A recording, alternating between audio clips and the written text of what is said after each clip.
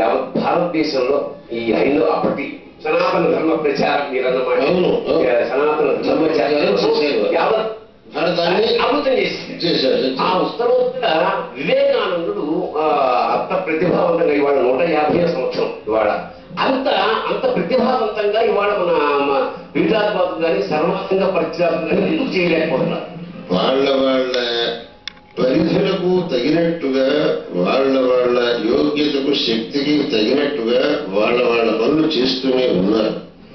ఒకరిని ఇంకొకటితో పోల్చడానికి వీల్లేదు.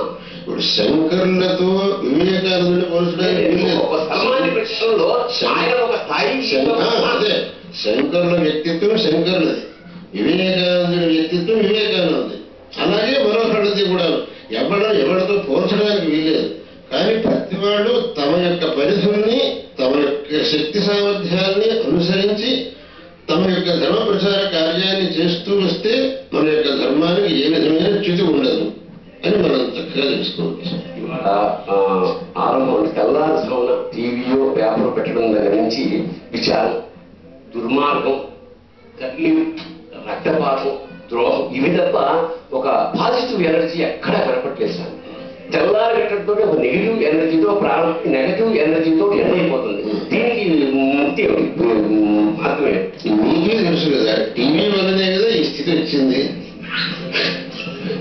టీవీల ముందు ఈ స్థితి లేదు కదా.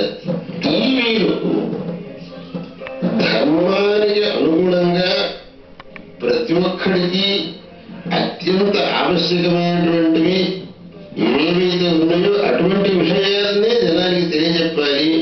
అశ్లీలమైనటువంటి విషయాలు కానీ దృశ్యాలు కానీ ఎవరి కంటపడకూడదు.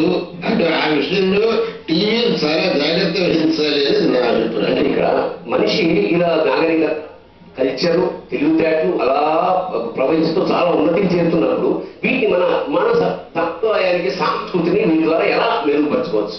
ఎందుకంటే చెప్పాను కదా ముందర తల్లిదండ్రులు.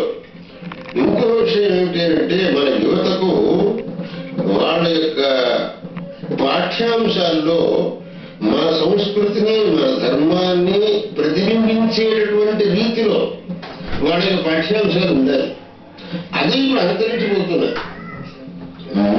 మేము బాల్యంలో మేము స్కూళ్ళలో చదువుకునే రోజుల్లో మాకు తెలుగు టెక్స్ట్ బుక్ ప్రతి దాంట్లోనూ మహాభారతం నుంచి రామాయణం నుంచి ఒకటి ఉండేది,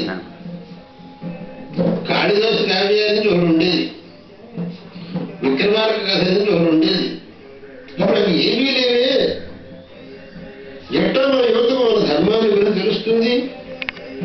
ఇప్పుడుండే పాఠ్యాంశాల్లో మన సంస్కృతిని ప్రతిబింబించేటటువంటి ఏ అంశము లేదు. అటువంటి దౌర్భాగ్య స్థితి వచ్చింది.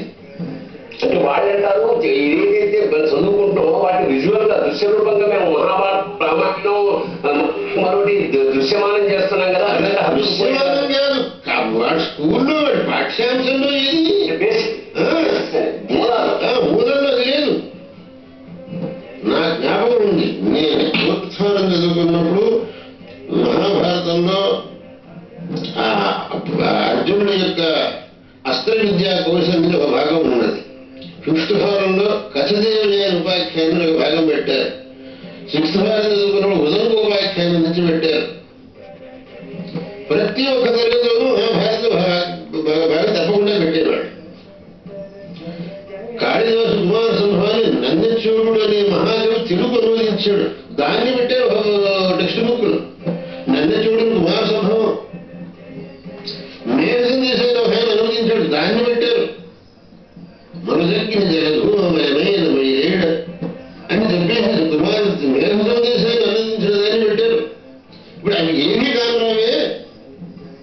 వాటి వల్ల ఆ పాఠాలు చదివినప్పటి నుంచి మన పూర్వజుల యొక్క మహత్వం, వాళ్ళ యొక్క ఆ సత్యనిష్ట ధర్మనిష్ట అవన్నీ మా తలో వస్తుండేవి.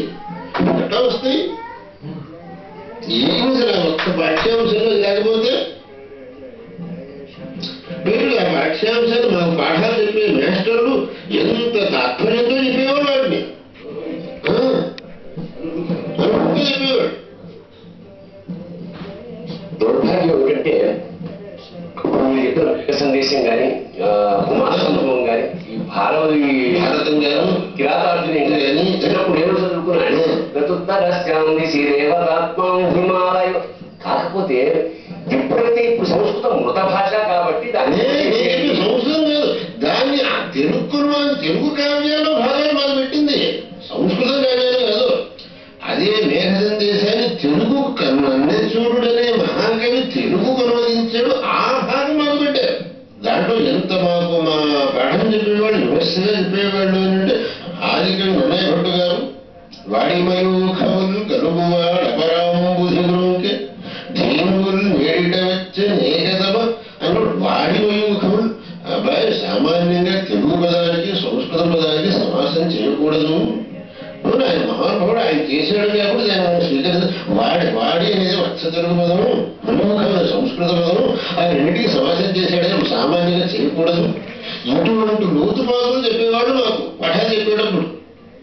వాడిమయూఖములు కలుగువాడు నన్నయ్య భట్టు గారు ప్రయోగించాడు. ఆయన మహానుభావుడు కాబట్టి ఆయన ప్రయోగాన్ని మనం స్వీకరించవచ్చు, మనం అలా ప్రయోగించడానికి వీల్లేదు. ఈ లోతుపాదులను వాళ్ళు చెప్పేవాడు. ఇవాళ ఎవరు చెప్తున్నాడు? గోదావరి హారతి ఉత్సవానికి రాజమండ్రి మర్నాడు 3వ నాడు నా మ్యారేజ్ డే. మా ఆవిడ పాలకొల్లులో ఉంది. మా టీవీ వాళ్ళు ఫోన్ చేశారు, ఇట్లాగా మీరు అర్జెంటుగా వచ్చి స్వామిగానే ఇంటర్వ్యూ చేయాలి. ఈ జీవితానికి సరిపడే అద్భుతమైన అనుభవం ఎలాగంటే మనసాయి ఫైనల్గా నా మనస్సు అది 3 సంవత్సరం వచ్చేది. మళ్ళీ జరగవచ్చు, ఎట్లా